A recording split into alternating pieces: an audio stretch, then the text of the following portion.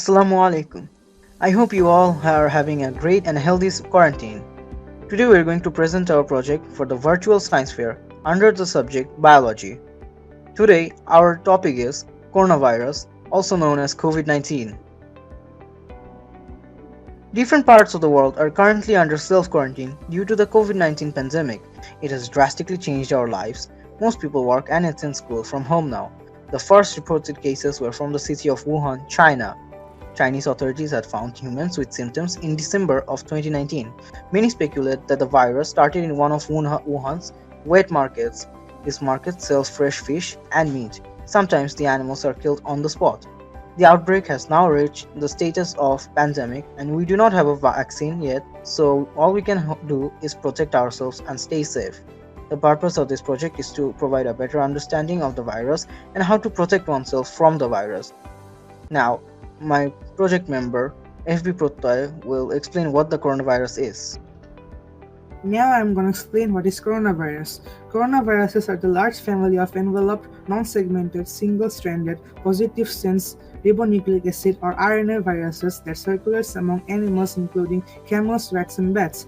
Coronaviruses derives their name from their electron microscopic image which resembles a crown or corona. The fatality rate of corona in Bangladesh is currently at 1.5% with 389,000 reported cases with 304,000 recovered and 5,660 deaths.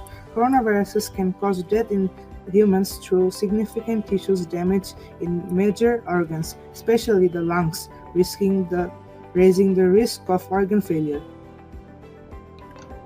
Now my friend Taki Sharia will explain how does coronavirus enter the body and what does it do. Now I'll explain how does coronavirus enter the body and what does it do. The virus circulates through droplets in the air spread by coughing or sneezing and enters the body through the mouth, eyes or nose. It can remain viable on surfaces for hours to days and may be able to enter the lungs directly when inhaled. After entering the body, the virus spreads to the back of the nasal passage and to the mucous membranes in the throat, attaching to the body's cell receptors. The viral particles hook onto the outer cells of the host cells. The virus genetic material breaches the cell membrane and it then hijacks the cell into making more copies of the virus. The virus copies proliferate, break out of the cell and infect other cells in the body. A single cell can churn out millions of copies of the virus before it does. The virus then moves from the back of the throat down the bronchial tubes toward the lungs. Here is a video explaining what the COVID-19 does to your body. Unfortunately, we can't show you the video because we do not have enough time. Here is the microscopic image of the corona. Now my friend Protoy will make you understand the preventions and the symptoms of the virus.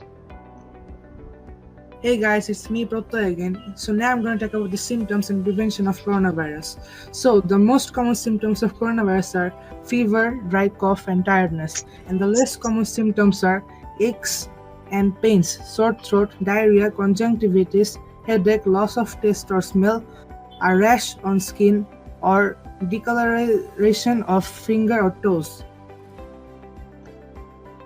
Now let's talk about the prevention and protection. To prevent the spread of COVID-19, clean your hands often, use soap and water or an alcohol-based hand rub. Maintain a safe distance from anyone who is coughing or sneezing. Wear a mask when physical distancing is not possible. Don't touch your eyes, nose or mouth. Cover your nose and mouth with your bent elbow or a tissue when you cough or sneeze. Stay home if you feel unwell. If you have a fever, cough and difficulty breathing, seek medical attention.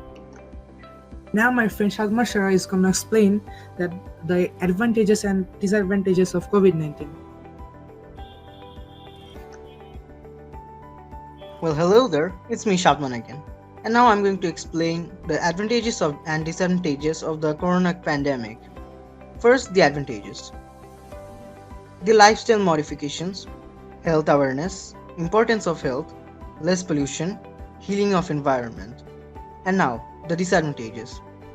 Financial burden on the world, morbidity and mortality, social and mental distance between people, companies going bankrupt.